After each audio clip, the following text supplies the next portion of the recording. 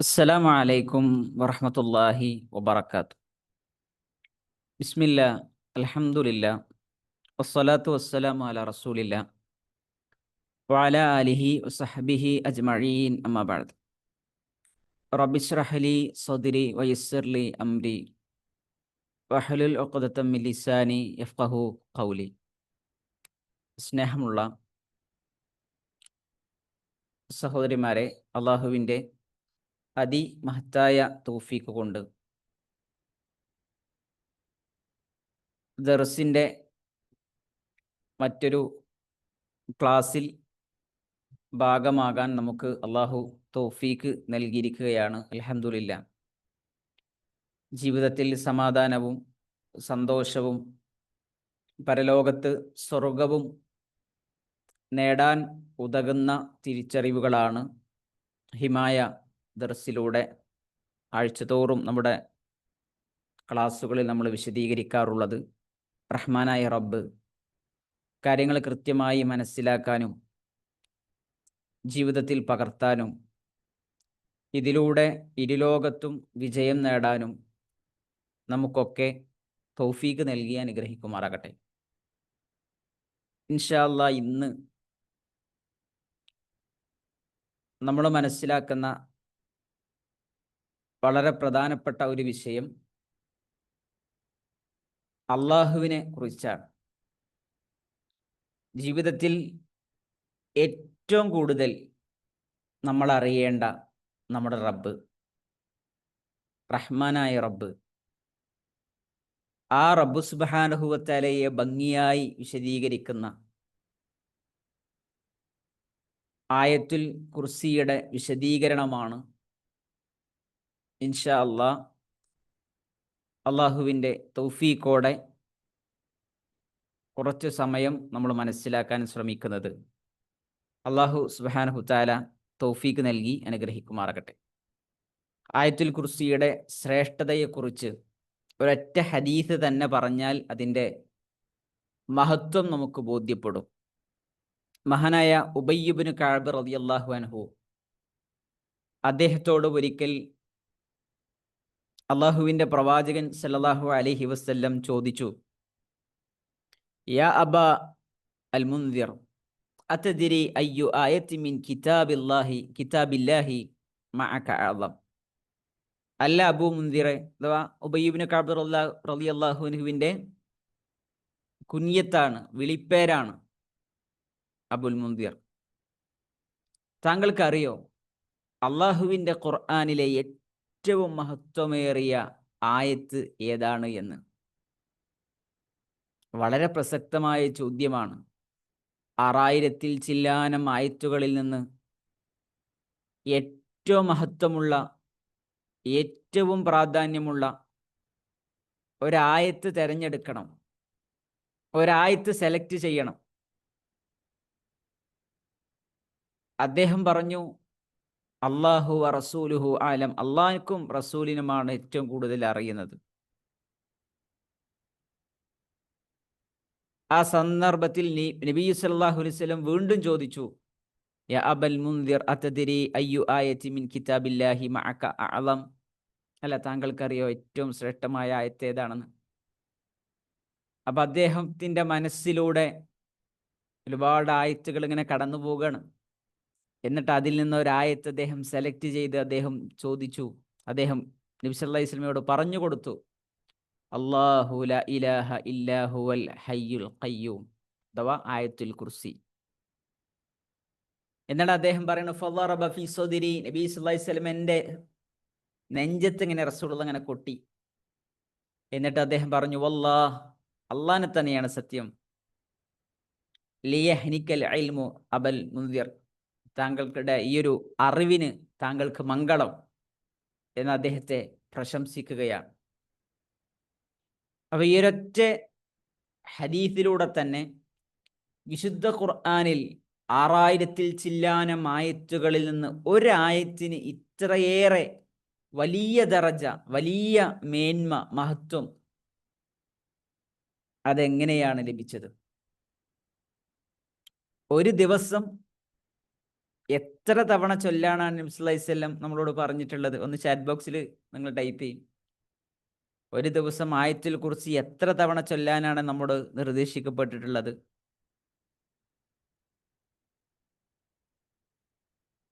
ഷാമില മാം 8 എന്ന് ടൈപ്പ് ചെയ്യുന്നുണ്ട്.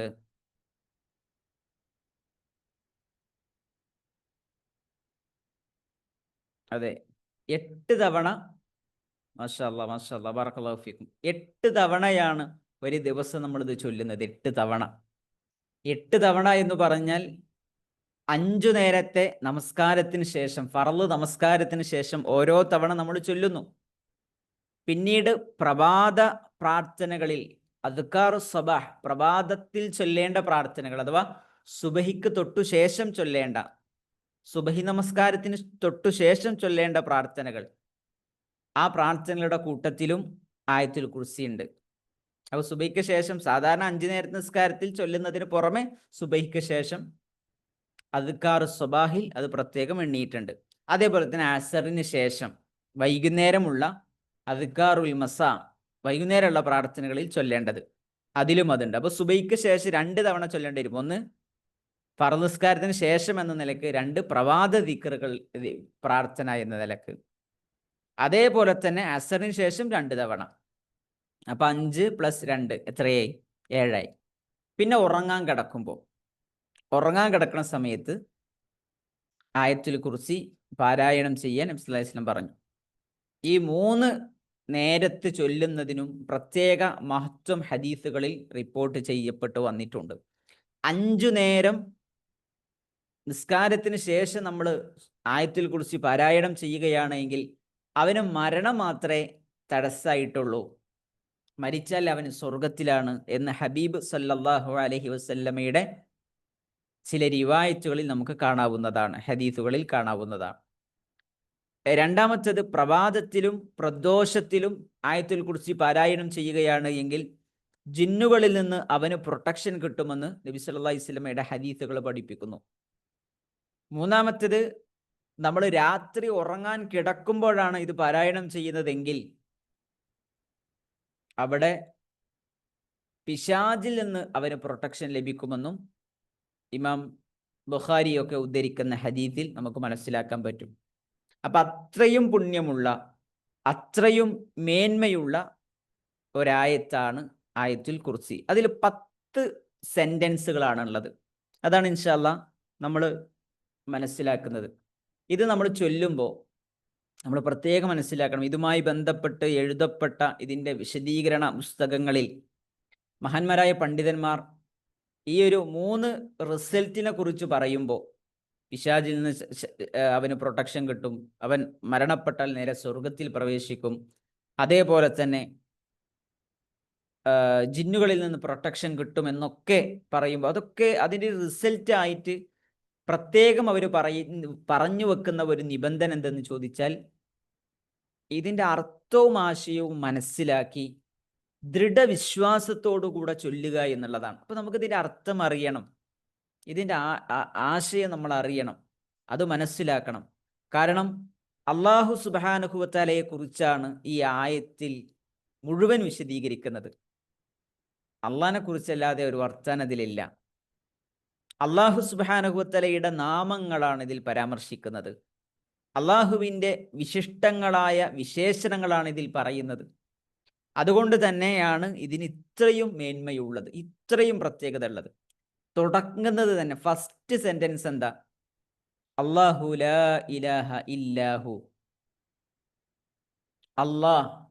അല്ലാഹ് എന്നുള്ളത് അള്ളാഹുവിൻ്റെ അടിസ്ഥാനപരമായ നാമമാണ്. അള്ളാഹ്ക്ക് ഒരുപാട് നാമങ്ങളുണ്ട്. അതിലേറ്റവും പ്രധാനപ്പെട്ട നാമമാണ് അല്ലാഹ്. അല്ലാഹ് എന്നുള്ള ആ ഒരു പദത്തിൻ്റെ അർത്ഥം തന്നെ പണ്ഡിതന്മാർ വിശദീകരിക്കുന്നത് ആരാധനക്കർഹനായിട്ടുള്ളവൻ. ലോകത്ത് പലതിനെയും ആരാധിക്കപ്പെടുന്ന അവസ്ഥ ഉണ്ട്, എന്നാൽ യഥാർത്ഥ അർഹനാരാണ്? അള്ളയാണ്. അതാണ് അത് തുടർന്ന് വിശദീകരിക്കുന്നില്ല. ഇലാഹ ഇല്ലാഹുവ. നമ്മളൊക്കെ എപ്പോഴും ചൊല്ലുന്ന, അല്ലെങ്കിൽ ഇസ്ലാമിലേക്ക് കടന്നു വരുമ്പോൾ ഒരാൾ ചൊല്ലേണ്ടുന്ന ഒരു വാചകമാണ് അഷ്ഹദു അല്ലാ ഇലാഹ ഇല്ലല്ലാഹ്, അല്ലേ? ലാ ഇലാഹ ഇല്ലല്ലാ എന്നുള്ളത്. എന്താ ലാ ഇലാഹ ഇല്ലല്ലയുടെ അർത്ഥം? ഒരുപാട് ആളുകൾ തെറ്റിദ്ധരിച്ച അർത്ഥം അല്ലാഹു അല്ലാതെ റബ്ബില്ല എന്നല്ല, അല്ലാഹു അല്ലാതെ വേറൊരു റബ്ബില്ല എന്നല്ല, അല്ലാഹു അല്ലാതെ രക്ഷാധികാരിയായി മറ്റൊരാളും ഇല്ല എന്നല്ല. നേരെ മറിച്ച് അല്ലാഹു സുബ്ഹാനഹു വ തആലയല്ലാതെ ആരാധനക്കർഹനായി വേറൊരാളുമില്ല. അത് അല്ലാഹ് മാത്രമേ ഉള്ളൂ. ഇബാദത്ത് അതിന് യോഗ്യതയും അർഹതയും അവകാശവും ഉള്ളവൻ ആര് മാത്രമേ ഉള്ളൂ?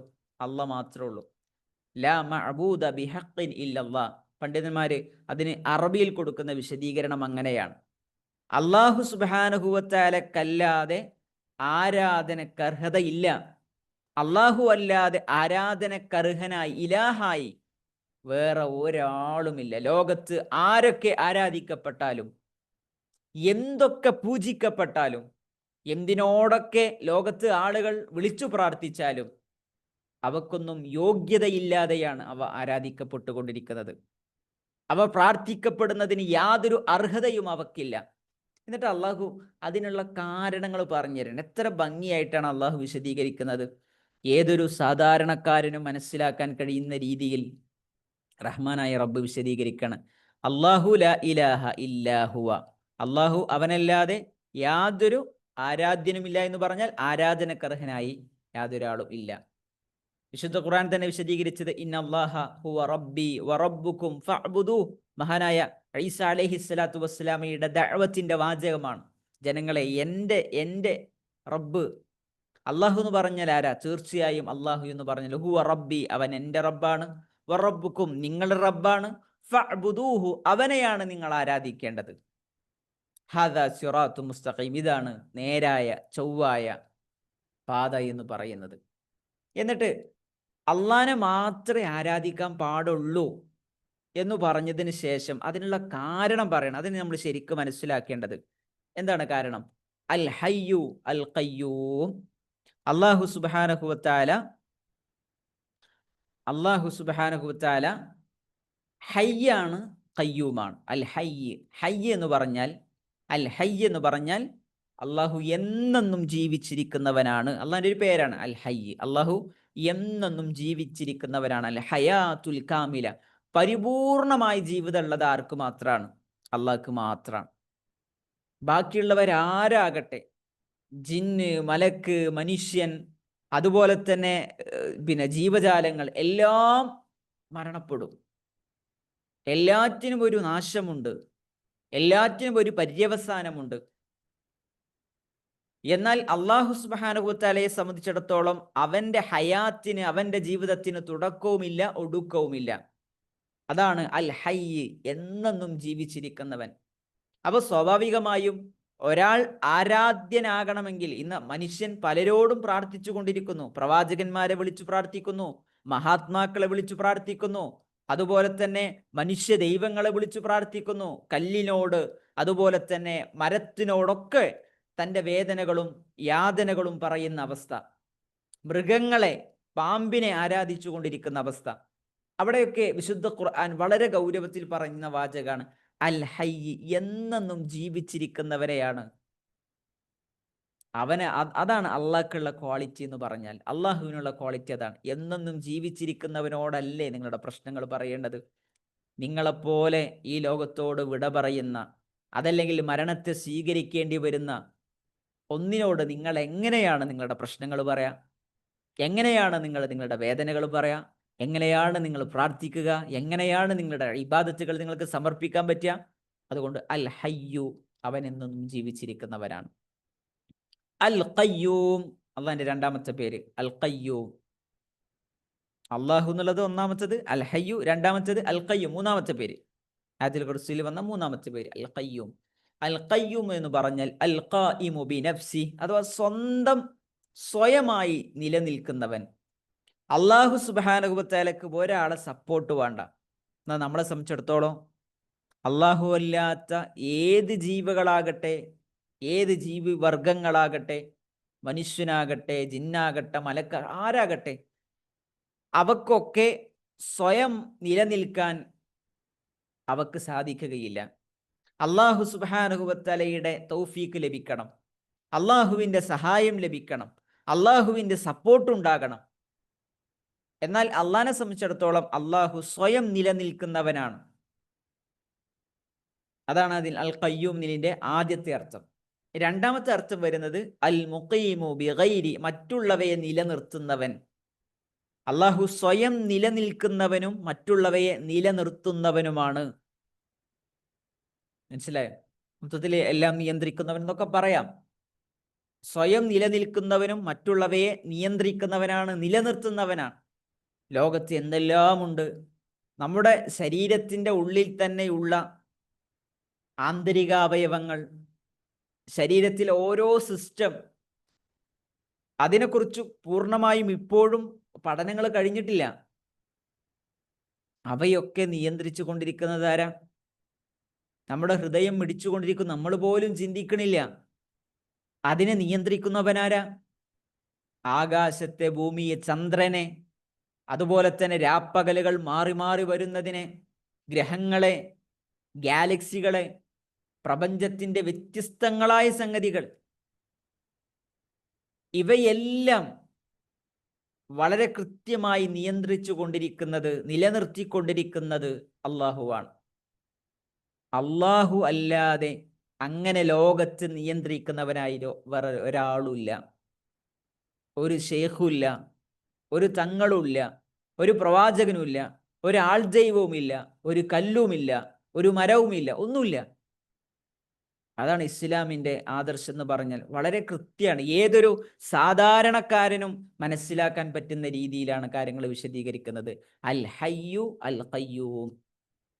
അള്ളാഹു എന്നെന്നും ജീവിച്ചിരിക്കുന്നവനാണ്. അള്ളാഹു എല്ലാം നിയന്ത്രിക്കുന്നവരാണ്. ചില ഷേഖുമാരെ കുറിച്ച് നമ്മുടെ നാടുകളിലൊക്കെ ഇപ്പോൾ കുറച്ച് സജീവമായി പറയുന്ന സംഗതികളാണ്.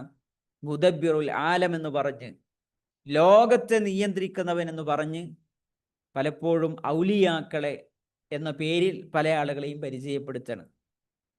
എത്ര ഗൗരവമുള്ള വിഷയമാണ്. മക്കയിലെ മുശ്രിക്കുകൾ പോലും ചെയ്യാത്ത, അവരോട് പോലും ലോകം നിയന്ത്രിക്കുന്നത് ആരാണ്? ലോകം നിയന്ത്രിക്കുന്നത് ആരാണ്? ആരാണ് നിങ്ങളെ സൃഷ്ടിച്ചതെന്ന് ചോദിച്ചാൽ ഫയഖൂലുന്ന, അവർ പറയും, അള്ളാഹ് പറയാണ്, അള്ളാഹ്, അവർ പറയും അത് അള്ളാഹുവാണ്. അതിലൊന്നും അവർക്ക് ഡൗട്ടില്ല. അള്ളാഹു അല്ലാത്ത മഹാത്മാക്കളോട് അവർ വിളിച്ചു പ്രാർത്ഥിച്ചിട്ടുണ്ടെങ്കിലും, ലാത്തയോട്, ഉസ്സയോട്, മനാത്തയോട് തങ്ങളുടെ വേദനകൾ പറഞ്ഞിട്ടുണ്ട് എങ്കിലും ഇതിലൊന്നും അവരെന്ത് ചെയ്തില്ല. അള്ളാഹു സുബ്ഹാനഹു വ തആല എന്നുള്ള മാത്രം മറുപടി അവർക്ക് പറയല. അള്ളാഹുവാണ് സൃഷ്ടിച്ചത്, അള്ളാഹുവാണ് ലോകം നിയന്ത്രിച്ചു കൊണ്ടിരിക്കുന്നത്. അതിലൊന്നും സംശയമല്ല. പക്ഷെ അതിൽ നിന്നും വ്യത്യസ്തമായ വികലമായ വിശ്വാസങ്ങളിലേക്ക് മുസ്ലിം സമൂഹം പോയിക്കൊണ്ടിരിക്കുന്ന ഒരു കാഴ്ച, അതിന് നമ്മളൊക്കെ സാക്ഷികളാകുമ്പോൾ, പ്രിയപ്പെട്ട സഹോദരിമാരെ, ആയത്തുൽ കുർസിയുടെ അർത്ഥമെങ്കിലും നമ്മൾ പഠിക്കുമ്പോൾ ഇത്തരം വിശ്വാസങ്ങളിൽ നിന്ന് യഥാർത്ഥ ഈമാനിലേക്ക്, യഥാർത്ഥ ഇസ്ലാമിലേക്ക്, യഥാർത്ഥ വിശ്വാസത്തിലേക്ക് യഥാർത്ഥത്തിൽ തീർച്ചയായും നമുക്കൊക്കെ എത്തിച്ചേരാൻ പറ്റും. അള്ളാഹു സുബ്ഹാനഹു വ തആല തൗഫീക്ക് നൽകട്ടെ. അള്ളാഹു എല്ലാവർക്കും ഹിദായത്ത് പ്രദാനം ചെയ്യട്ടെ. ഭൗതികമായ ഒരു താല്പര്യങ്ങളുമില്ലാതെ അള്ളാഹുവിൻ്റെ ഖുർആനിൽ നിന്ന്, പ്രിയപ്പെട്ട പ്രവാചകൻ സല്ലല്ലാഹു അലൈഹി വസല്ലം പഠിപ്പിച്ച ദീനിൻ്റെ അടിസ്ഥാനങ്ങളിൽ നിന്ന്, ഹദീസുകളിൽ നിന്ന് ദീനറിയാൻ, ആദർശം പഠിക്കാൻ, അത് ജീവിതത്തിൽ നെഞ്ചോട് ചേർക്കാൻ അള്ളാഹു നമുക്കൊക്കെ തൗഫീക്ക് നൽകി അനുഗ്രഹിക്കുമാറാകട്ടെ. അതുകൊണ്ട് അള്ളാഹു പറഞ്ഞത് വതവക്കൽ, നിങ്ങൾ തവക്കുലാക്കേണ്ടത് എവിടെയാണ്?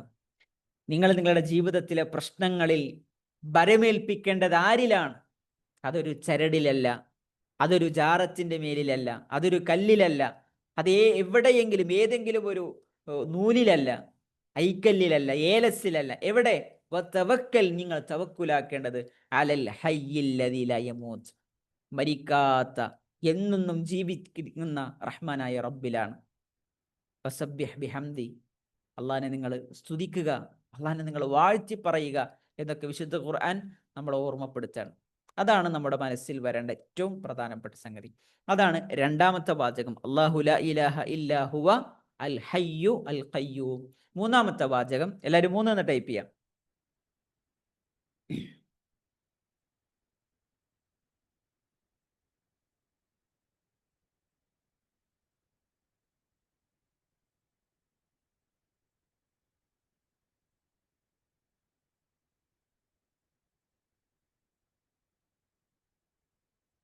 ഗുഡ് ഗുഡ് മാഷാഅല്ലാഹ് ബറകല്ലാഹു ഫീക്. മൂന്നാമത്തത് ലാ തഖുദുഹു സിനതും വലാ നൗം. ലാ തഖുദുഹു അവനെ പിടികൂടുകയില്ല, അവനെ ബാധിക്കുകയില്ല. ആരെ? അള്ളാഹുവിനെ. സിനത്തുൻ മയക്കം, വലാ നൗം അതുപോലെ തന്നെ ഉറക്കം. ഉറക്കമോ മയക്കമോ അവനെ പിടികൂടുകയില്ല. സിനത്ത് എന്ന് പറഞ്ഞാൽ ശരിക്ക് ഗാഠമായി ഉറങ്ങുന്നതിൻ്റെ ഒരു സ്റ്റാർട്ടിങ് നമ്മൾ മയങ്ങ അല്ലെങ്കിൽ തൂങ്ങി ഉറങ്ങുക എന്നൊക്കെ പറയില്ലേ, അങ്ങനെയുള്ള ആ അവസ്ഥ പോലും അള്ളാഹുവിനെ സംബന്ധിച്ചിടത്തോളം ഇല്ല. ഒരു തൂങ്ങി ഉറങ്ങുന്ന, അതിൽ ചെറിയൊരു മയക്കം ബാധിക്കുന്ന, നമ്മൾ രണ്ടാളുകൾ സംസാരിക്കുന്ന സമയത്ത് സ്വാഭാവികമായിട്ടും നമ്മുടെ മുമ്പിൽ നമ്മൾ സംസാരിക്കുന്ന വ്യക്തി ജസ്റ്റ് ഒന്ന് നമ്മൾ അയാളോട് സംസാരിച്ചു കൊണ്ടിരിക്കുകയാണ്, അയാളുടെ തലേ ദിവസം ഉറങ്ങിയിട്ടില്ല, അയാളുടെ കണ്ണിങ്ങനെ ഒന്ന് ജസ്റ്റ് പാളിപ്പോയി, അല്ല ജസ്റ്റ് ഒന്ന് മയങ്ങിക്കഴിഞ്ഞാൽ നമ്മൾ പറയുന്ന വാചകം അയാൾക്ക് ശ്രദ്ധിക്കാൻ പറ്റൂല.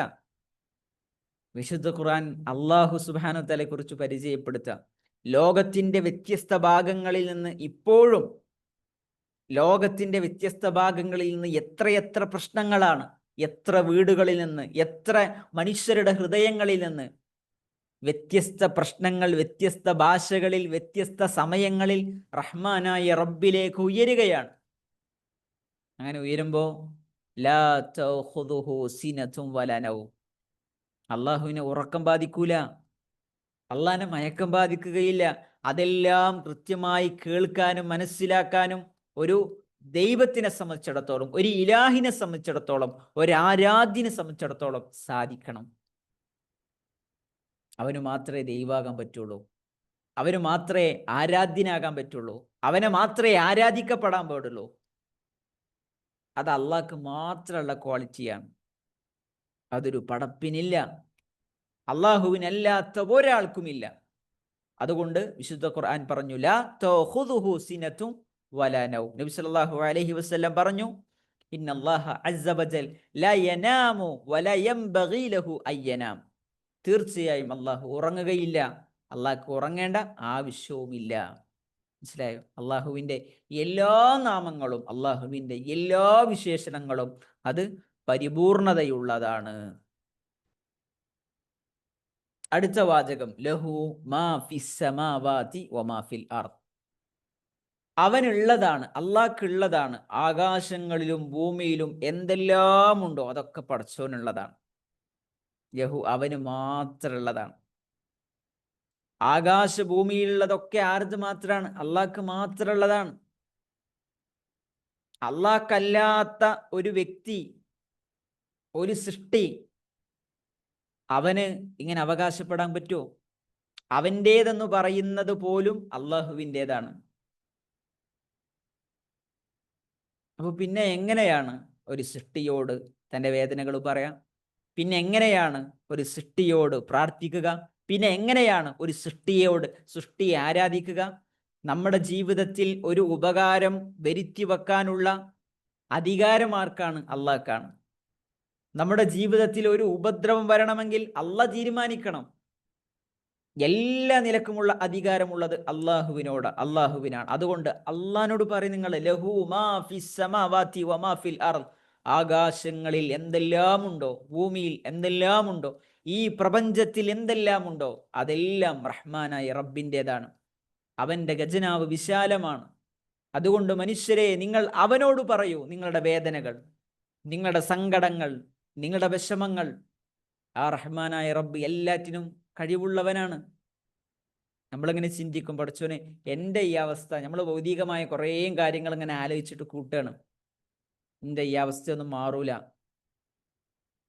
എൻ്റെ ഈ അവസ്ഥക്കൊന്നും മാറ്റം വരൂല, ഞാനൊക്കെ അങ്ങനെ തന്നെ ആക്കാരം. പ്രിയപ്പെട്ട സഹോദരിമാരെ, അള്ളാഹിനെ കുറിച്ച് നമ്മുടെ ചിന്ത എന്താണ്? റഹ്മാനായ റബ്ബിനെ കുറിച്ച് നമ്മുടെ വിചാരം എന്താണ്?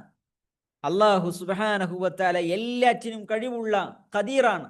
അള്ളാഹു മലിക്കാണ്, ഈ ലോകത്തിന്റെ രാജാവാണ്. അള്ളാഹുവിൻ്റെ അധീനതയിലാണ് എന്തെല്ലാം ഉണ്ട്. നമ്മുടെ പ്രശ്നങ്ങൾ പരിഹരിക്കാൻ റഹ്മാനായ റബ്ബിന് വളരെ കുറഞ്ഞ സമയം, അല്ലേ? ഈ സ്പോട്ടിൽ പരിഹരിക്കാൻ പടച്ചവന് കഴിയും. അങ്ങനെ അധികാരമുള്ള ആ റബ്ബിൽ നമ്മൾ വിശ്വസിച്ചിട്ടുണ്ടോ? അലാ ലഹുൽ ഖൽഖു വൽ അംറു തബാറകല്ലാഹു റബ്ബുൽ ആലമീൻ. ഖുർആൻ പറഞ്ഞു, അവനാണ്, അവൻ്റെ കരങ്ങളിലാണ് സൃഷ്ടിപ്പുള്ളത്, അവനാണ് അധികാരമുള്ളത്. അതുപോലെ തന്നെ തബാറക്കല്ലാഹു റബ്ബുൽ ആലമീൻ, ആ റബ്ബുൽ ആലമീനായ റബ്ബ് എത്ര അനുഗ്രഹീത പൂർണ്ണനായിരിക്കുന്നു എന്ന് വിശുദ്ധ ഖുർആൻ ഓർമ്മപ്പെടുത്തണം. അടുത്ത വാചകം, മൻ ദല്ലദീ യശ്ഫഉ ഇൻദഹു ഇല്ലാ ബിഇദ്നി. മൻ ദല്ലദീ, ആരാണുള്ളത്, യശ്ഫഉ, ശുപാർശ ചെയ്യാൻ, ഷഫാഅത്ത് ചെയ്യാൻ. ഇതിൽ ഓരോ വാചകവും ഞാനിങ്ങനെ അർത്ഥം പറയുന്നതിന് വെച്ചാൽ, നമ്മൾ ആയത്തിൽ കുറിച്ച് പാരായണം ചെയ്യുന്ന സമയത്ത് ഓരോ വാചകം പറയുമ്പോഴും അതിൻ്റെ അർത്ഥം നമ്മുടെ മനസ്സിലേക്ക് വരണം. അതുകൊണ്ട് മനസ്സറിഞ്ഞ് ചൊല്ലാൻ നമുക്ക് സാധിക്കണം, ദൃഢവിശ്വാസത്തോടു കൂടെ ചൊല്ലാൻ കഴിയണം. അപ്പോഴാണ് ഇതിൻ്റെ ബെനിഫിറ്റ്സ്, ഇതിൻ്റെ ഗുണങ്ങൾ, നേട്ടങ്ങൾ നമ്മുടെ ജീവിതത്തിൽ നമ്മൾ ആസ്വദിക്കുന്നവരായി മാറുക. അല്ലാഹു തൗഫീഖ് നൽകട്ടെ. മൻ ദല്ലദീ യശ്ഫഉ, മൻ ദല്ലദീ, ആരാണ്, യശ്ഫഉ, ഷഫാഅത്ത് ചെയ്യുന്നതായിട്ടുള്ളത്, ശുപാർശ ചെയ്യാൻ ആരുണ്ട്, ഇൻദഹു, അവൻ്റെ അടുക്കൽ, ആരുടെ അടുക്കൽ, അള്ളാഹുവിൻ്റെ അടുക്കൽ ശുപാർശ ചെയ്യാനായി ആരാണുള്ളത്, ഇല്ലാ ബിഇദ്നി, അവൻ്റെ പെർമിഷൻ ഇല്ലാതെ, അള്ളാഹുവിൻ്റെ ഇതിനില്ലാതെ. ഇതിനെന്ന് പറഞ്ഞാൽ അനുവാദം. അള്ളാഹിൻ്റെ അനുവാദമില്ലാതെ ഒരാൾക്കും പരലോകത്ത് ശുപാർശ ചെയ്യാൻ കഴിയില്ല. അള്ളാഹു സുബ്ഹാനഹു വ തആലയുടെ അനുവാദം ഉള്ളവർക്ക് മാത്രമാണ് ശുപാർശ ചെയ്യാൻ കഴിയുക. അള്ളാഹു സുബ്ഹാനഹു വ തആല ആർക്ക് വേണ്ടിയാണ് ശുപാർശ ചെയ്യാൻ അള്ളാഹു സുബ്ഹാനഹു വ തആല പറഞ്ഞിട്ടുള്ളത്, അവർക്ക് വേണ്ടി മാത്രമേ ശുപാർശ ചെയ്യാൻ പറ്റുള്ളൂ. അള്ളാഹു സുബ്ഹാനഹു വ തആല എപ്പോഴാണ് ശുപാർശക്ക് അനുമതി നൽകുന്നത്, അപ്പോൾ മാത്രമേ ശുപാർശ ചെയ്യാൻ പറ്റുള്ളൂ. അവിടെ എല്ലാ അധികാരവും അള്ളാഹിൻ്റെ കരങ്ങളിലാണ്. പരലോകത്ത് വന്ന് നിൽക്കുമ്പോൾ അള്ളാഹു സുബ്ഹാനഹു വ തആലയുടെ അനുവാദ പ്രകാരമാണ് എല്ലാ സംഗതിയും അവിടെ നടക്കാൻ പോണത്. അവിടെ ഗജപോക്കിരന്മാർ വരും, ഈ ഭൂമി ഭരിച്ച അക്രമികളായ രാജാക്കന്മാർ വരും. പക്ഷെ അവരൊക്കെ തല താഴ്ത്തി നിൽക്കുന്ന രംഗമാണ്. അള്ളാഹു സുബ്ഹാനഹു വ തആല ശുപാർശക്ക് പെർമിഷൻ കൊടുത്തവർ, ആർക്ക് വേണ്ടിയാണോ ശുപാർശ റബ്ബ് ചെയ്യാൻ പറഞ്ഞത് അവർക്ക് മാത്രം ശുപാർശ ചെയ്യുന്ന, എപ്പോഴാണോ അള്ളാഹ് പറഞ്ഞത് അപ്പോൾ മാത്രം ശുപാർശ ചെയ്യുന്ന സമയം. അതുവരെ ശുപാർശ പോയിട്ട് മിണ്ടാൻ പോലും കഴിയില്ല എന്നുള്ളതാണ് വിശുദ്ധ ഖുർആൻ പ്രഖ്യാപിച്ചിട്ടുള്ളത്. അപ്പം നമ്മുടെ നാടുകളിലൊക്കെ പലപ്പോഴും മക്കയിലെ മുശ്രിക്കുകൾ സ്വീകരിച്ച വിശ്വാസം പോലും നമ്മൾ ശരിക്കും മനസ്സിലാക്കേണ്ട സംഗതിയാണ്. എന്തിനാണ് നിങ്ങൾ അവരെ വിളിച്ചു പ്രാർത്ഥിക്കുന്നത്, എന്തിനാണ് നിങ്ങൾ അവരെ ആരാധിക്കുന്നത് എന്നൊക്കെ നബി സല്ലല്ലാഹു അലൈഹി വസല്ലം ചോദിച്ചപ്പോൾ അവർ പറഞ്ഞ മറുപടി എന്താ, ഹഉലാഇ ശുഫഅഉന ഇൻദല്ലാഹ്, ഇവരൊക്കെ നാളെ അള്ളാന്റെ അടുക്കൽ ഞങ്ങൾക്ക് ശുപാർശക്കാരാണ്. പടച്ചോന്റെ അടുക്കൽ ഞങ്ങൾക്ക് വേണ്ടി ശുപാർശ ചെയ്യും എന്ന് വിശ്വസിച്ചിരുന്ന ഒരു ജനവിഭാഗം. ഈ മഹാത്മാക്കളെയൊക്കെ എന്തിനാ ഞങ്ങൾ വിളിച്ചു പ്രാർത്ഥിക്കുന്നത്, എന്തിനാണ് അവരോട് പ്രയാസം പറയുന്നതെന്ന് ചോദിച്ചപ്പോൾ അവർ നൽകിയ മറുപടിയാണ്, ഇവരെ ഞങ്ങൾ ആരാധിക്കുന്നത്, ഇവർ നാളെ പരലോകത്ത് ഞങ്ങളെ രക്ഷപ്പെടുത്താൻ വരും.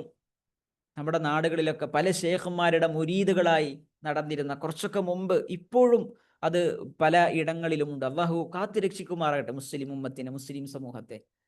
എന്നിട്ട് വിശ്വസിച്ചു പോകുകയാണ്, ഇന്ന ഷേഖിന്റെ മുരീദായാൽ, ഇന്ന ഷേഖിന്റെ മദ്ഹബ് ഫോളോ ചെയ്ത് പോകുകയാണെന്നുണ്ടെങ്കിൽ, ഞാൻ മദ്ഹബ് എന്ന് പറയുന്നത് ഷാഫി മദ്ഹബ്, ഹംബലി മദ്ഹബ്, അതിനെ കുറിച്ചല്ല, മറിച്ച് നമ്മുടെ നാടുകളിൽ പിന്നെ റിഫായി ഷേഖ്, അതുപോലെ തന്നെ മുഹീദ്ദീൻ ഷേഖ് എന്നൊക്കെ പറഞ്ഞ് കുറേ ഷെയ്ഖുമാരിലേക്ക് ചേർത്തി അവരുടെ ഒരു പ്രത്യേക ത്വരീക്കത്ത് എന്നാണ് പറയാം, ത്വരീക്കത്ത്.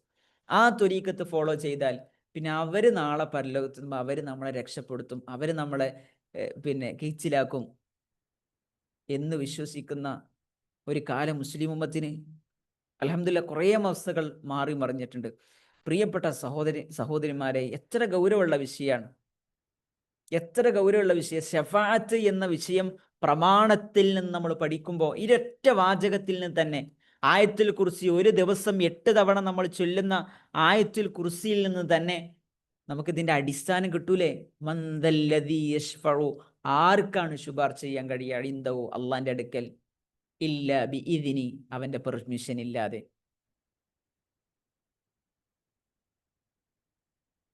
അതുകൊണ്ട് ശുപാർശ എന്നുള്ളത് അത് നമ്മൾ എങ്ങനെയെങ്കിലും അങ്ങോട്ട് അള്ളാന്റെ പെർമിഷൻ ഇല്ലാതെ രക്ഷപ്പെടും നമ്മൾ വിചാരിക്കണ്ട. എന്തെങ്കിലും ചെയ്ത് ഏതെങ്കിലും ത്വരീക്കത്തിൽ കൂടിയ ഇബാദത്തൊന്നും ചെയ്യാതെ വിശ്വാസമൊന്നും ശരിയാകാതെ നമ്മൾ രക്ഷപ്പെടും നമ്മൾ ആരും വിചാരിക്കേണ്ട ആവശ്യമില്ല. അങ്ങനെ വിചാരിച്ച സഹോദരിമാരെ രക്ഷപ്പെടുത്തേണ്ട ബാധ്യത നമ്മളെ സംബന്ധിച്ചിടത്തോളം ഉണ്ട്. അള്ളാഹു എല്ലാവർക്കും ഹിദായത്തിന് പ്രദാനം ചെയ്ത് അനുഗ്രഹിക്കുമാറാകട്ടെ. അള്ളാഹു സുബ്ഹാനഹു വ തആല മറ്റൊരു ഭാഗത്ത് പറഞ്ഞതാണ്, യൗമഇദിൻ ലാ തൻഫഉ ശഫാഅതു, അന്ന് ഷഫാഅത്ത് ഉപകരിക്കുകയില്ല ഇല്ലാ മൻ അദിന ലഹു റഹ്മാൻ. അള്ളാഹ് എന്ത് ചെയ്യണം? അള്ളാഹു എന്ത് ചെയ്യണം? അള്ളാഹു പെർമിഷൻ കൊടുക്കണം. വറളിയ ലഹു ഖൗല, അള്ളാഹ് തൃപ്തിപ്പെടണം. അവർക്ക് മാത്രമേ അത് ഉപകാരപ്പെടുകയുള്ളൂ. പിന്നെ എന്തിനാ ഷഫാഅത്ത്? ഷഫാഅത്തിന്റെ ലക്ഷ്യം ആരാണോ ഷഫാഅത്ത് ചോദിക്കുന്നത്, ഇപ്പൊ നബി സല്ലല്ലാഹു അലൈഹി വസല്ലമക്ക് ഷഫാഅത്ത് ഉണ്ട്, പ്രവാചകന്മാർക്ക് ഷഫാഅത്ത് ഉണ്ട്, അള്ളാഹു സുബ്ഹാനഹു വ തആല പലർക്കും ഷഫാഅത്തിന് അനുമതി കൊടുക്കുന്നുണ്ട്. അവർക്കുള്ള ഒരു സ്ഥാനം നൽകുകയാണ് അള്ളാഹു ഇതിലൂടെ ചെയ്യുന്നത്. അതാണ് മഹാന്മാരായ പണ്ഡിതന്മാരുമായി ബന്ധപ്പെട്ട് പറഞ്ഞിട്ടുള്ളത്. അടുത്ത വാചകം, യഅലമു മാ ബൈന ഐദീഹിം വമാ ഖൽഫഹും. യഅലമു, അവൻ അറിയുന്നവനാണ്, മാ ബൈന ഐദീഹിം, അവരുടെ മുമ്പിലുള്ളത്, വമാ ഖൽഫഹും, അവരുടെ പിന്നിലുള്ളത്. നമ്മുടെ മുമ്പിലുള്ളതും പിന്നിലുള്ളതും, നമ്മുടെ ജീവിതത്തിൽ കഴിഞ്ഞു പോയ നമ്മുടെ ഭൂതകാലം, അത് ഏറ്റവും കൂടുതൽ അറിയുന്നത് ആരാണ്? അള്ളാഹുവാണ്. അതുപോലെ തന്നെ നമ്മുടെ മുന്നിലുള്ളത്, നമ്മുടെ ഭാവി, അത് ഏറ്റവും കൂടുതൽ അറിയുന്നത് ആരാണ്? നമ്മുടെ ജീവിതത്തെ മുച്ചൂടും എല്ലാ നിലക്കും അതിൻ്റെ ഓരോ കാര്യങ്ങളും അറിയുന്നവൻ ആരാണ്? അള്ളാഹുവാണ്. അതുകൊണ്ടാണ് പണ്ഡിതന്മാർ ഇതൊക്കെ വിശദീകരിക്കുമ്പോൾ പ്രത്യേകം പറഞ്ഞത്, വിശുദ്ധ ഖുർആനിലെ ഏറ്റവും വലിയ താക്കീത് എന്ന് പറഞ്ഞാൽ യഅലമു എന്ന വാചകമാണ്. അള്ളാഹ് അറിയുന്നുണ്ട്. എങ്ങനെ? അള്ളാഹു സുബ്ഹാനഹു വ തആല അറിയുന്നുണ്ട്. അള്ളാഹു സുബ്ഹാനഹു വ തആല അറിയുന്നുണ്ട്. ജീവിതത്തിൽ നമ്മൾ തിന്മ ചെയ്യുമ്പോൾ നമ്മുടെ മനസ്സിലേക്ക് ഓടിയെത്തേണ്ട വാചകം അള്ളാഹ് അറിയുന്നുണ്ട്. ആരറിഞ്ഞില്ലെങ്കിലും അള്ളാഹ് അറിയുന്നുണ്ട്. ആരും അറിയാതെ ഒരു നന്മ നമ്മൾ ജീവിതത്തിൽ ചെയ്യുമ്പോൾ ആരറിഞ്ഞില്ലെങ്കിലും യഅലം, എൻ്റെ റബ്ബ് അറിയുന്നുണ്ട്, അള്ളാഹു അറിയുന്നുണ്ട്. ജീവിതത്തിൽ പ്രതിസന്ധികളിലൂടെ പ്രയാസങ്ങളിലൂടെ കടന്നു പോകുമ്പോൾ ചില ആളുകളൊക്കെ ചോദിക്കാറുണ്ട്, പടച്ചോന് അറിയണില്ലേ എൻ്റെ പ്രയാസമൊന്നും? പടച്ചോന് കേൾക്കണില്ലേ എൻ്റെ പ്രാർത്ഥന? ഞാൻ ഈ പറയണൊന്നും പടച്ചോൻ കേൾക്കണില്ലല്ലോ എന്ന് നമ്മൾ വിചാരിക്കരുത്. യഅലം, അള്ളാഹ് അറിയുന്നുണ്ട്, അള്ളാഹു അറിയുന്നുണ്ട്. ഫലസ്തീനിലെ പിഞ്ചു മക്കളുടെ രോദനങ്ങൾ നമ്മൾ കേൾക്കുമ്പോൾ നമ്മുടെ മനസ്സിൽ പടച്ചോനെ എന്താ ഈ അവസ്ഥയൊന്നും മാറാത്തത്, ഇതൊന്നും പടച്ചോൻ അറിയുന്നില്ലേ, അള്ളാഹു കേൾക്കുന്നില്ലേ എന്ന് നമ്മുടെ മനസ്സിൽ വരുമ്പോൾ, പ്രിയപ്പെട്ട സഹോദരിമാരെ, യഅലം, അള്ളാഹ് അറിയുന്നുണ്ട്.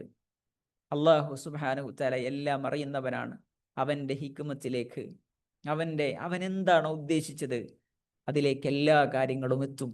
അള്ളാഹു സുബ്ഹാനഹു തആല അറിഞ്ഞുകൊണ്ടിരിക്കുന്നുണ്ട് എന്ന ബോധ്യം നമ്മുടെ മനസ്സിലുണ്ടാകണം. അള്ളാഹു ആരാ? അൽ അലീം, അള്ളാഹു എല്ലാം അറിയുന്നവനാണ്. അള്ളാഹു അൽ ബസീർ, അള്ളാഹു എല്ലാം കാണുന്നവനാണ്.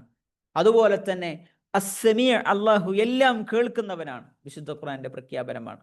സൂറത്തു മുൽക്കിൽ അള്ളാഹ് പറഞ്ഞു, വഅസ്സിറു ഖൗലകും വബിജ്ഹറു ബി, നിങ്ങൾ മെല്ലെ പറഞ്ഞാലും നിങ്ങൾ ഉറക്കനെ പറഞ്ഞാലും ഇന്നഹു അലീമും ബിദാത്തി സുദൂർ, അള്ളാഹു ഹൃദയങ്ങളിലുള്ളത്, നിങ്ങൾ സംസാരിക്കണ്ട, നിങ്ങൾ സംസാരിക്കാത്ത കാര്യം വരെ ഹൃദയങ്ങളിലുള്ളത്, നിങ്ങൾ ഒളിപ്പിച്ചു വെക്കുന്നത്, നിങ്ങൾ രഹസ്യമാക്കുന്നത് അള്ളാഹു അറിയുന്നവനാണ്.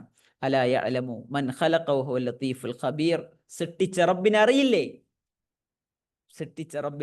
നമ്മുടെ എല്ലാ കാര്യങ്ങളും അള്ളാഹു ലത്തീഫാണ്, ഖബീറാണ്, സൂക്ഷ്മമായി അറിയുന്നവനാണ്, നിഗൂഢമായി അറിയുന്നവനാണ്. എല്ലാ കാര്യങ്ങളും റഹ്മാനായ റബ്ബിന് അറിയാമെന്നുള്ള ഏറ്റവും പ്രധാനപ്പെട്ട സംഗതി. വേറെ ആർക്കെങ്കിലും അറിയോ പ്രിയപ്പെട്ടവരെ?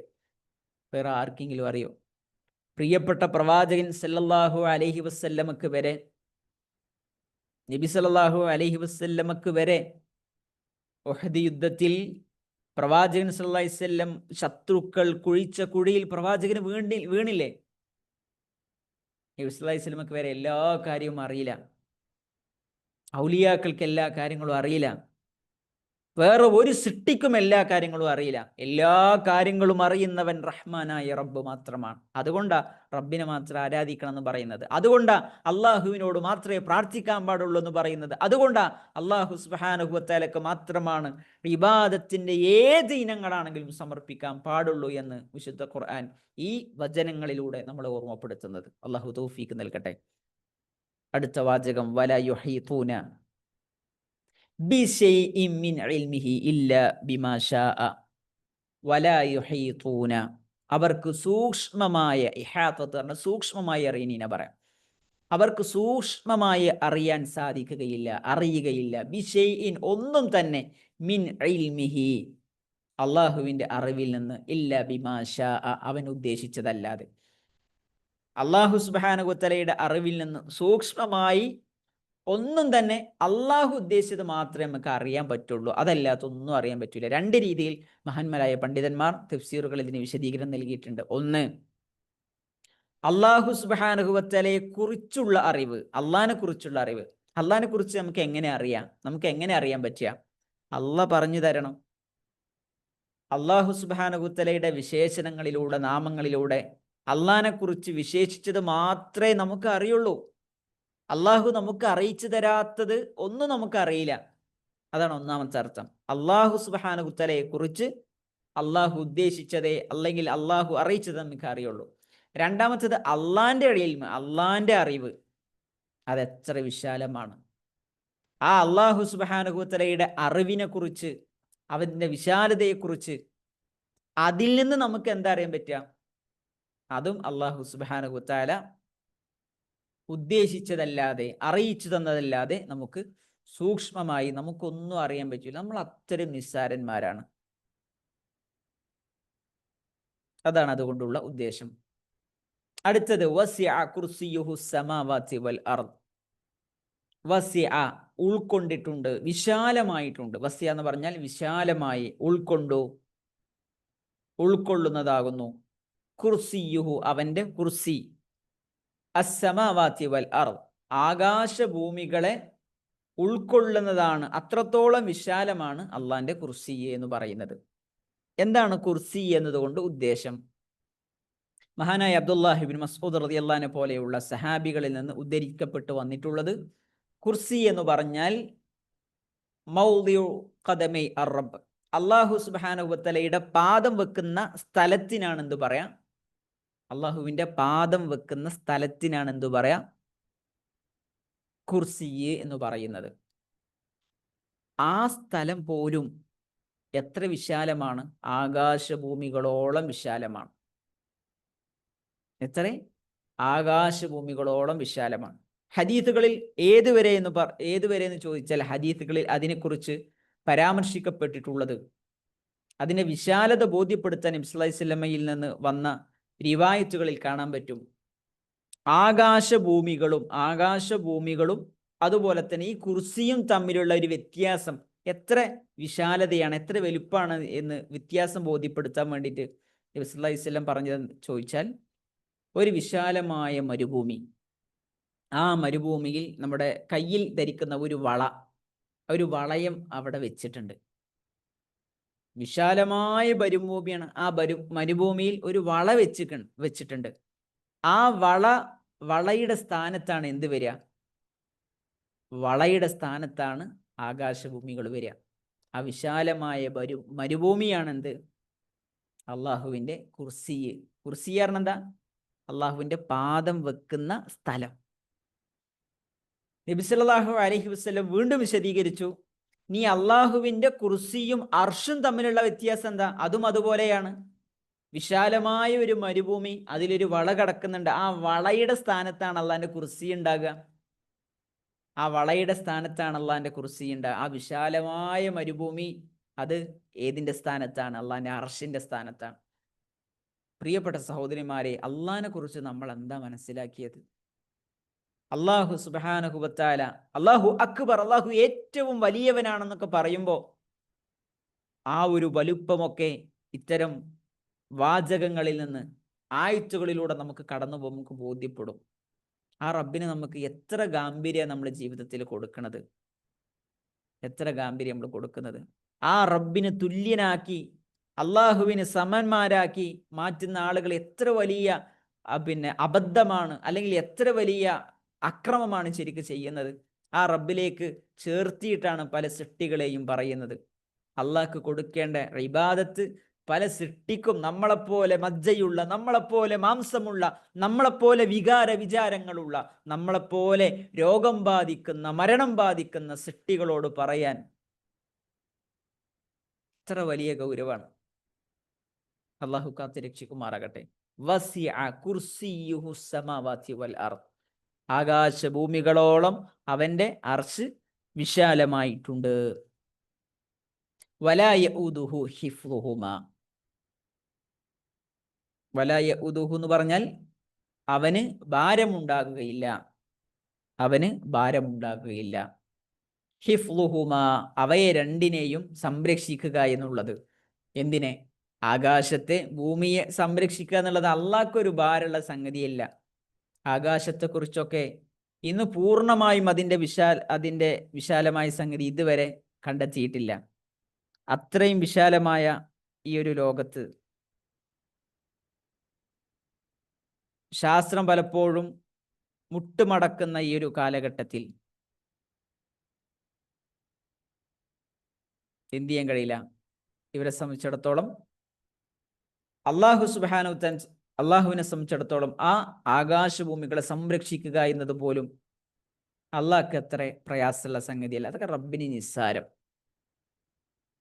ആ റബ്ബു സുബ്ഹാനഹു വ തആല നമ്മളിങ്ങനെ പുറത്തിറങ്ങി വിശാലമായ ആകാശത്തിലേക്ക് നമ്മൾ നോക്കുമ്പോൾ എത്ര നമ്മൾ പറയണം അൽഹംദുലില്ലാ, എത്ര നമ്മൾ പറയണം സുബ്ഹാനല്ലാഹ്, എത്ര നമ്മൾ പറയണം അല്ലാഹു അക്ബർ. ഇത്രയും വിശാലമായ ആകാശങ്ങളെ, ഭൂമിയെ സംരക്ഷിക്കുക എന്നുള്ളത് അള്ളാഹ്ക്ക് ഒരു പ്രയാസമുള്ള സംഗതിയല്ല. നമുക്കൊക്കെ ചെറിയ സംഗതികൾ വരുമ്പോൾ തന്നെ അത് വലിയ ഭാരമായി അനുഭവപ്പെടുന്ന നമുക്കാണ്. റഹ്മാനായ റബ്ബ്, അവൻ റബ്ബാണ്, അവൻ ഖാലിഖാണ്, അവന് തുല്യനായി വലം യകുല്ലഹു കുഫുവൻ അഹദ്, തുല്യനായി ഒരു പടപ്പുമില്ല, ഒരു പടപ്പുമില്ല. അതുകൊണ്ട് മനുഷ്യരെ, നിങ്ങളുടെ ഇബാദത്ത് നിങ്ങൾ സമർപ്പിക്കേണ്ടത് അല്ലാഹു ലാ ഇലാഹ ഇല്ലാ ഹുവ, അള്ളാഹ്ക്ക് മാത്രമാണ്.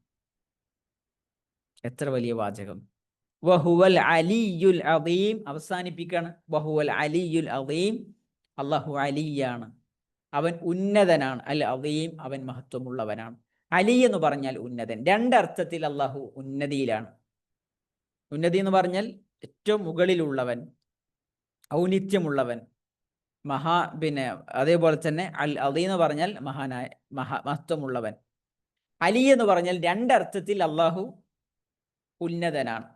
ഒന്നാമത്തെ അർത്ഥം, അള്ളാഹു സുബ്ഹാനഹു വ തആലയുടെ നാമങ്ങളാകട്ടെ, വിശേഷണങ്ങളാകട്ടെ, അതൊക്കെ ഏറ്റവും ടോപ്പ് ലെവലാണ്. അതിനൊന്നും ഒരു കുറവുമില്ല, അതിനൊന്നും ഒരു ന്യൂനതയുമില്ല. അതെല്ലാം ഏറ്റവും ഔന്നത്യത്തിലുള്ളതാണ്, ഏറ്റവും ഉന്നതമായ അവസ്ഥയിലാണ്, ഉയർന്ന അവസ്ഥയിലാണുള്ളത്. അതാണ് ഒന്നാമത്തെ അർത്ഥം, ഒന്നാമത്തെ ഉദ്ദേശം.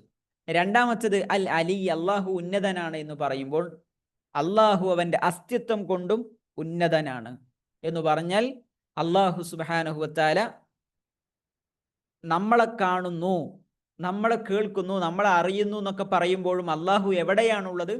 അള്ളാഹു 7 ആകാശങ്ങൾക്കപ്പുറത്താണ്. അപ്പോഴും അള്ളാഹു ഔന്നത്യത്തിലാണ്, ഉന്നതമായ അവസ്ഥയിലാണ്.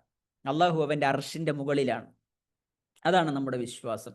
പലപ്പോഴും പല സഹോദരിമാരും, മുസ്ലിങ്ങളായ ആളുകൾ തന്നെ, അള്ള എവിടെയെന്ന് ചോദിച്ചാൽ അള്ള എല്ലായിടത്തും ഉണ്ട് എന്ന് പറയുന്ന അബദ്ധ വിശ്വാസം, അതൊരിക്കലും ഇസ്ലാമിൻ്റെ വിശ്വാസമല്ല.